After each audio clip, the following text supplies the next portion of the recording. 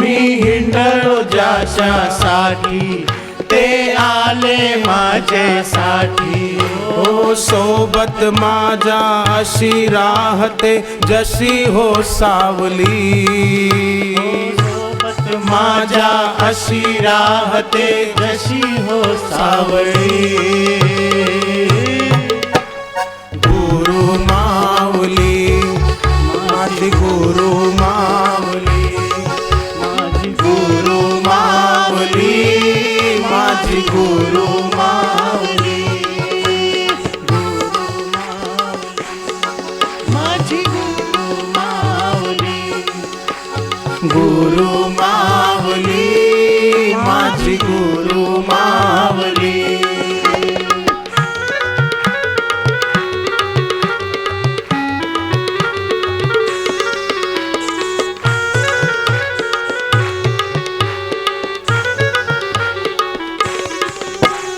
मनाच्या मंदिरात आहे गुरु मूर्ती. मनाच्या मंदिरात आहे गुरु मूर्ती. सकाळ संध्याकाळ करू त्याची आरती. सकाळ संध्याकाळ करू त्याची आरती. ठाव नाही मला देव पावला की देवी पावली. हो ठाव नाही मला देव पावला की देवी पावली. गुरु माऊली, गुरु माऊली, गुरु माऊली माझी गुरु माऊली. जय हो.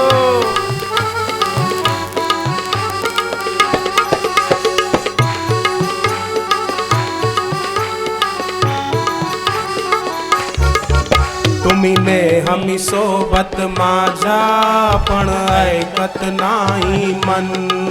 तुम्ही नेहमी सोबत माझ्या पण ऐकत नाही मन.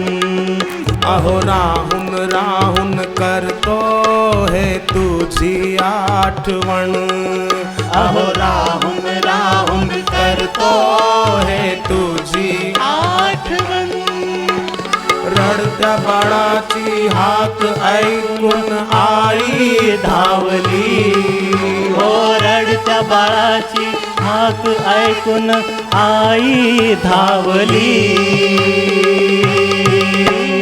गुरु माऊली माझी गुरु माऊली, गुरु माऊली माझी गुरु माऊली.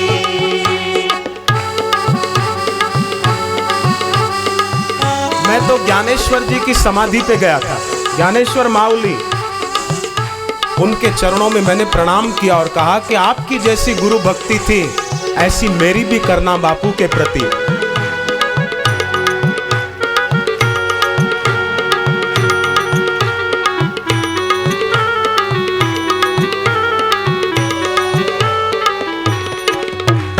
तुझ्या चरणी प्रीती आहे जीवनाचे आधार.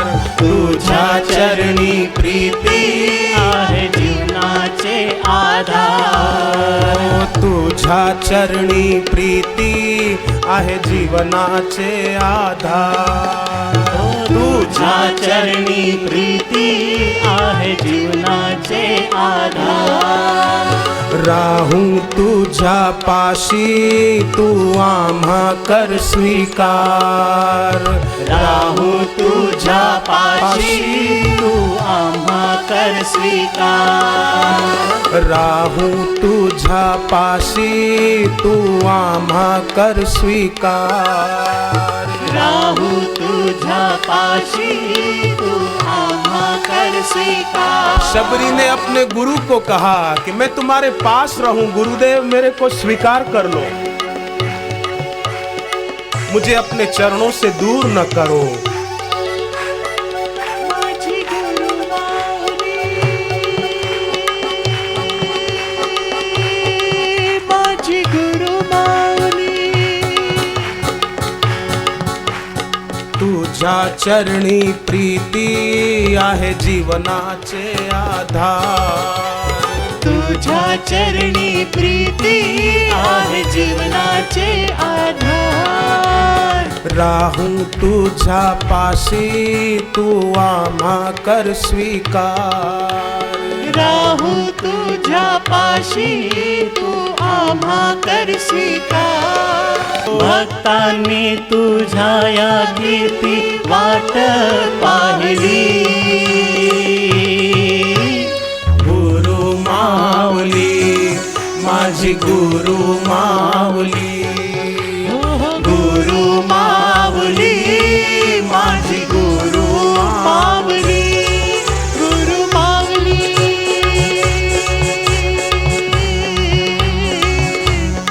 माझी गुरु माऊली.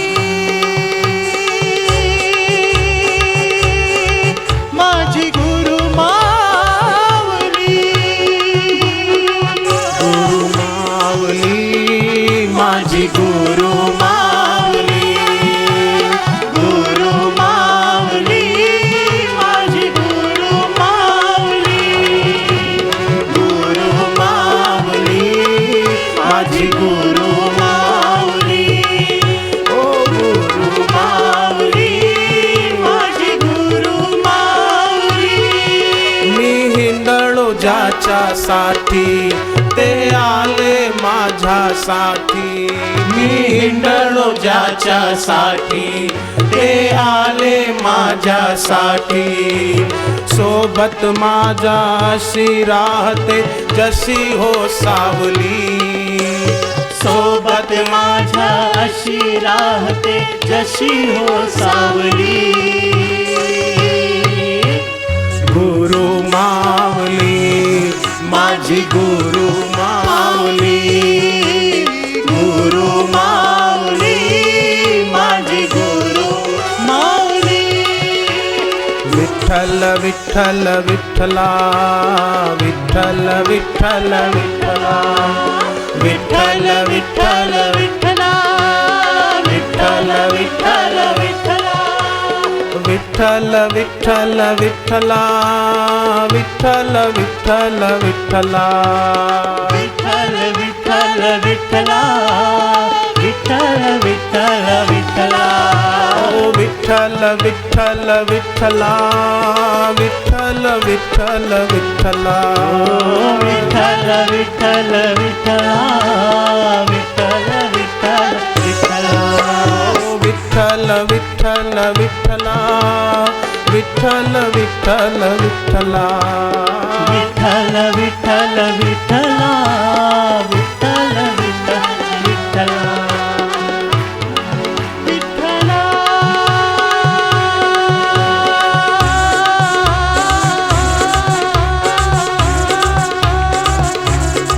पांडुरंगा.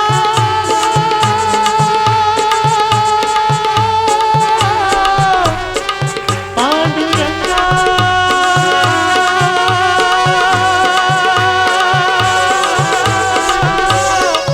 विठ्ठला. विठ्ठल विठ्ठल विठ्ठला. विठ्ठल विठ्ठल विठ्ठला. विठ्ठल विठ्ठल विठ्ठला. विठ्ठल विठ्ठल विठ्ठला. विठ्ठल विठ्ठल विठ्ठला. विठ्ठल विठ्ठल विठ्ठला. विठ्ठल विठ्ठल विठ्ठला. विठ्ठल विठ्ठल विठ्ठला. विठ्ठल विठ्ठल विठ्ठला. विठ्ठल विठ्ठल विठ्ठला. विठ्ठल विठ्ठल विठ्ठला. विठ्ठल विठ्ठल विठ्ठला.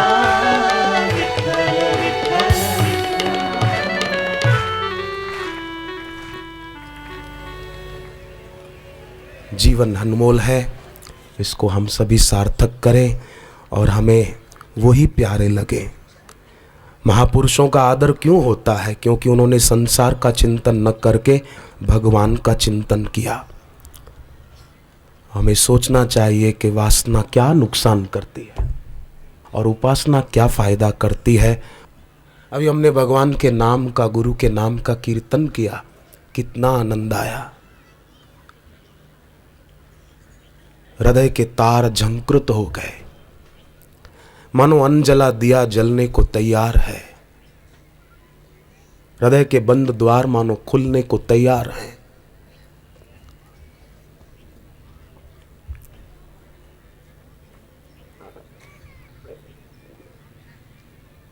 जरा सोचना चाहिए,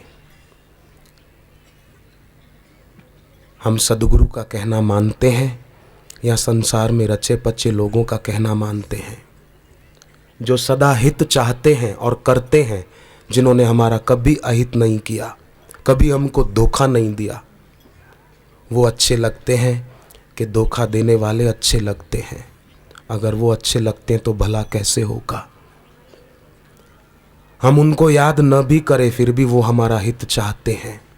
उन्होंने हमारा कितना हित किया उसको याद करें, उसका सुमिरन करें, उसके नाम का जप करें। कितना अच्छा होगा। हम न चाहेंगे तो भी हमारी उन्नति होगी, सभी साधकों की, बहनों की, भाइयों की, सबकी।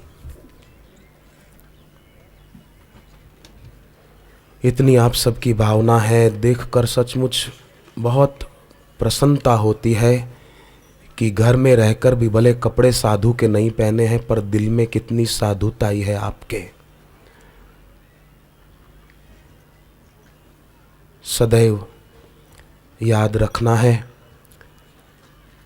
कि जिस संसार के साथ गलती से संबंध जोड़ा है उस गलती को दूर करना है, और जिसके साथ संबंध जुड़ा हुआ है उसके सन्मुख रहना है। इससे बड़ा प्रमाद और क्या हो सकता है कि संसार के संबंध के कारण मनुष्य भगवान से विमुख हो गया। विवेक का आदर न करके मनुष्य जितना नुकसान पाता है उसकी कल्पना नहीं कर सकते। तो जीवन में विवेक का आदर करके जो विश्वास करने के योग्य है उस पर विश्वास करें, और जिन पर विश्वास करके बार बार धोखा खाया है उस पर न करें। विवेक का आदर न करने वाला मनुष्य तो अपने को नए कर्मों से जकड़ रहा है, मन अशुद्ध कर रहा है। उससे तो पशु अच्छे कि अपने किए हुए कर्मों का फल भोगकर मनुष्य बनने की तैयारी में है, पर मनुष्य सत्संग सद्गुरु का संग न करके ऐसे कर्म करता है कि दूसरे जन्म में पशु बन जाए। क्या फायदा? पर आप सब ने तो सात्विक बुद्धि का परिचय दिया है। मेरी हृदय की इच्छा है कि आप सभी सज्जनों के द्वारा, साधकों के द्वारा ये भक्ति की सुवास जन जन तक फैले। ऋषि प्रसाद की सेवा, वो तो मैं कहूँ सत साहित्य के प्रचार प्रसार में जितना समय लगे, जितना धन लगे उतना ज़्यादा अच्छा है। लोकमान्य तिलक की शादी तय हो गई। लड़की वालों ने पूछवाया दहेज में क्या लोगे? उन्होंने कहा ब्रह्मज्ञानी गुरु का साहित्य दहेज में मुझे मिल जाएगा, मैं राजी हो जाऊंगा, मुझे और कुछ नहीं चाहिए दहेज में। लोकमान्य तिलक, कैसी उनकी बुद्धि! तो साहित्य की बड़ी विलक्षण महिमा है, और उसमें भी ऋषि प्रसाद तो कहना ही क्या। गुजरात में सूरत के पास अंकलेश्वर है, शहर है एक, तो वहाँ एक सज्जन, उनका नाम जयराज भाई, उन्होंने मुझे बताया मैं ऋषि प्रसाद पत्रिका की सेवा करता हूँ। हर महीने हाथों हाथ बांटने जाने की सेवा करते हैं। और बोले पहले मैं साइकिल पे जाता था, फिर धीरे धीरे मेरे पास स्कूटर भी आ गया, और अब कार खरीद ली अपनी। महीने पहले कितना पगार बताया? बोले फिर 20,000 हुआ, ओएनजीसी में काम करते हैं। अभी महीने 30,000 पगार हो गया। और अभी भी ऋषि प्रसाद सूरत आश्रम ले जाते हैं अपनी कार। करीब 60-65 किलोमीटर है अंकलेश्वर से सूरत। हर महीने 65 किलोमीटर कार लेकर जाते हैं और आश्रम से मैगजीन लेकर आते हैं, खुद गाड़ी में भरकर घर घर बांटने जाते हैं। बोले 2 दिन लगते हैं मेरे को ये सेवा पूरी करने में। बोले एक बार की बात है, मैं रात को घर पे सोया था, सपना देखा, बापूजी ने कहा बिस्किट मत खाना। तो मेरी आँख खुल गई। तो पत्नी को कहा बापू ने कहा है कि बिस्किट मत खाना। तो पत्नी बोली कि जरूर कुछ संकेत होगा, बापू ने कहा है तो मत खाना। पर मुझे मन में खटका रहता था कि बिस्किट खाने से क्या हो जाएगा, क्या बिगड़ जाएगा। पर फिर भी चलो, थोड़े दिन बीते। उन्होंने कहा मैं ट्रेन से अहमदाबाद जा रहा था अंकलेश्वर से, तो एक यात्री से परिचय हुआ, बातें हुई। फिर थोड़ी देर के बाद उसी यात्री ने कहा भूख लगी है, मैं थोड़े बिस्किट खाऊंगा, आप खाओगे? तो मुझे बापू की बात याद आई, सपने की बिस्किट मत खाना। तो उसने कहा कि सपने की बात सच्ची नहीं होती। पर भाई कैसे नहीं होती? त्रिजटा को स्वप्न आया था कि स्वप्ने वानर लंका जारी। सीता जी को कहा ना मैंने सपना देखा है, एक वानर ने लंका जला दी है, राक्षसों को मार दिया है, रावण मर गया, और गधे पर बैठकर रावण दक्षिण दिशा में जा रहा है नरक की ओर, और विभीषण लंका के राजा बने हैं, राम जी समुद्र पार करके लंका में आ गए हैं। ये सब बात त्रिजटा ने सीता जी को कही। तो क्या ये सपना सच नहीं हुआ? हनुमान जी ने लंका उसके बाद जलाई है। हनुमान जी ये बातें सुन रहे थे पेड़ के ऊपर के, मैंने तो प्लान बनाया ही नहीं लंका जलाने का। देवी भगवान तेरा स्वप्न सच करे।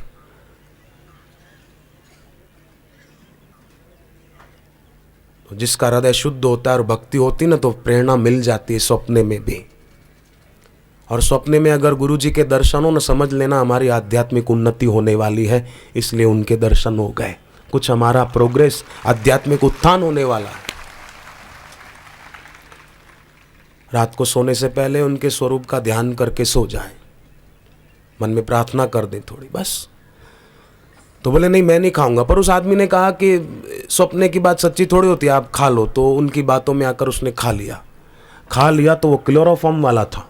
ये आदमी बेहोश हो गया। तो उस ठग ने जिसने क्लोरोफॉर्म वाला बिस्किट खिलाया, उसने उसकी जेब में से 3,000 रुपये थे वो निकाल लिए, घड़ी उतार ली, अंगूठी उतार ली, सोने की चैन निकाल ली।